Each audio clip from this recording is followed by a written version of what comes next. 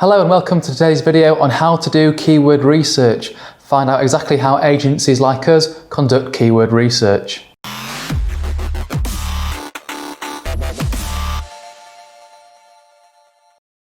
Hello, I'm Marco from Green Gecko Digital. We're an SEO agency based in the UK. In this video, you'll find how to conduct keyword research and how agencies like us go about this. This is one of a series of SEO basics YouTube videos, so please do subscribe to the channel if you haven't already. This content isn't sponsored in any particular way, and we've linked to all the software and products we use in the description below. Okay, so on to the overview of today's video. So first of all, we'll be talking about what is keyword research. Then we'll be going to describe how we actually conduct keyword research and the tools that we use. Then we'll be talking about keyword strategies, and finally we'll be talking about the keyword metrics and how we measure keywords. Okay, so first of all, what is keyword research? Well, I won't spend too long here.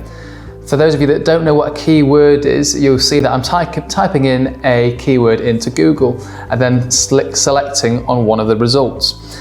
Keyword research is the process of finding out what your users type into Google to come across your product or to come across your service. It's the research that we undertake to really understand what people and users and visitors are typing into Google to find you. Okay, number two, onto how to actually conduct keyword research, how to do keyword research. You will need some form of tool to do any meaningful keyword research. There are some free softwares out there, but I would not recommend a free software simply because the data and the algorithms that go behind these softwares are really complex and well worth paying for. Now, we use two types of software here at Green Gecko Digital.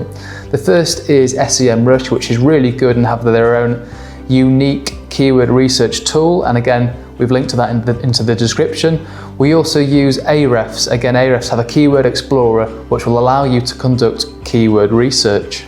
Okay, so on to strategies. The first and best place to start is to put yourself in your customer's shoes. And what I mean by this is we've got to think how our customers do, or potential customers do. What will they type in, or what should they type in to come across your website on Google? And we'll go through a couple of examples right now. I'm going to pretend I'm an accountant in London. So again, putting myself in my customer's shoes, what would they put in? Well, let's start with the most obvious one. Accountant, London. And we'll see what the software suggests from here. So as we can see straight away, it's a keyword with 300 searches every single month in the UK. It has a difficulty score of 50 out of 100, which is classified as hard. And it has a cost per click of around $8, when pounds probably about £6.50, something like that.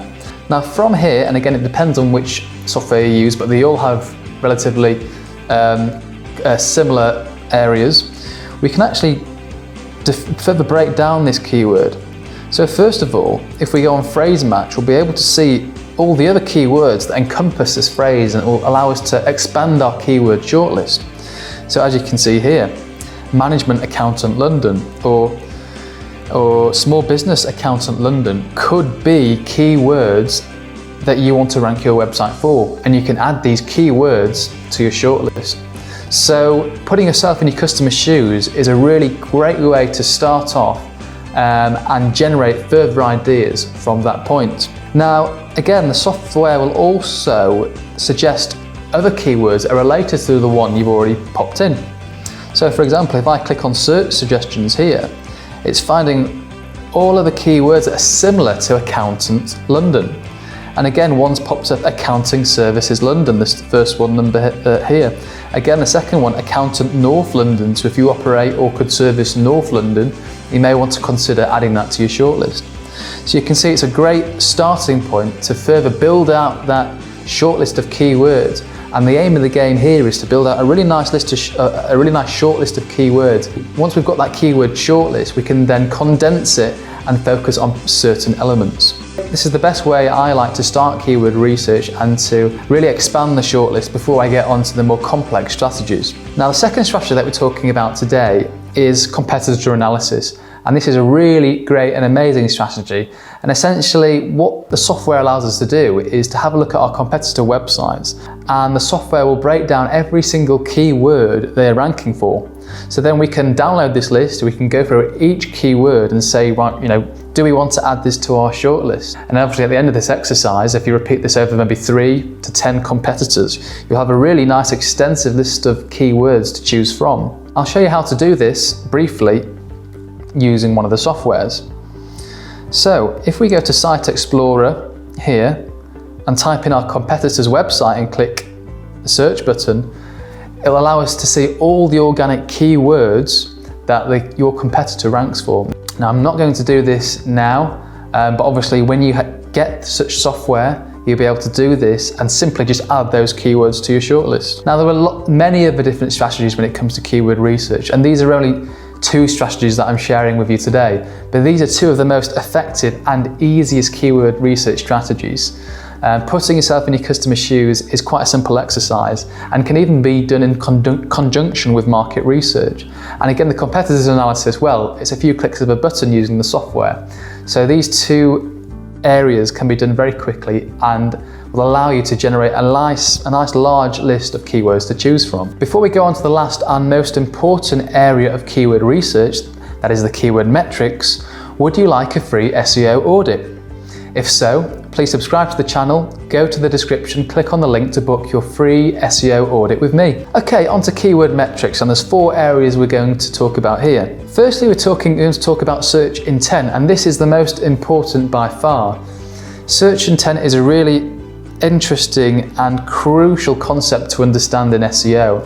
Put yourself in Google's shoes. They want someone to come to Google, type in something and find the right answer that's relevant to what they typed in.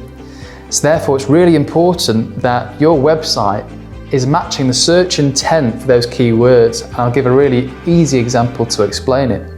For example, we rank for the keyword SEO company leads. So if someone is looking for SEO and they're based in and around Leeds, they're going to type something to that effect into Google and come across our website. This is a great example on how search intent is matched, because we're an SEO company, we offer an SEO service to someone looking for an SEO service in Leeds. Perfect. However, I'm also going to give you another example that will not match search intent.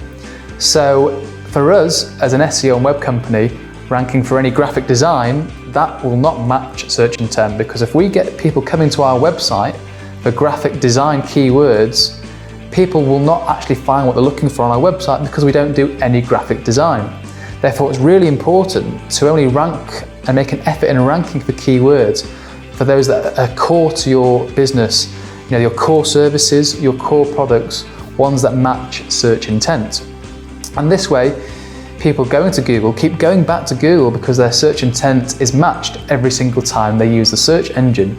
And this is one of the most important ranking factors in SEO. Okay, number 2, search volume. Again, a really important figure to understand. Now, these keywords normally list search volume based on a monthly search. So, for example, this screenshot I'm showing you now for Accountant London gets 300 searches every single month in the United Kingdom. Now, obviously, it's important that we select keywords with a good search volume. Now, the question becomes, what is a good search volume? And this differs from industry to industry. So, for example, take the accounting industry. This is, it's a good search volume. However, for other industries, this will be seen as very, very low. For example, if you're an e-commerce site selling t-shirts, having 300 searches a month in the UK for t-shirt related keywords may not generate any meaningful sales. So generally speaking, the lower the cost of that product or service, the higher the search volume is for that particular product or service. For example, you could have tens of thousands of searches every single month in the UK for t-shirts, but for an accounting service, you're probably looking at hundreds rather than thousands or tens of thousands.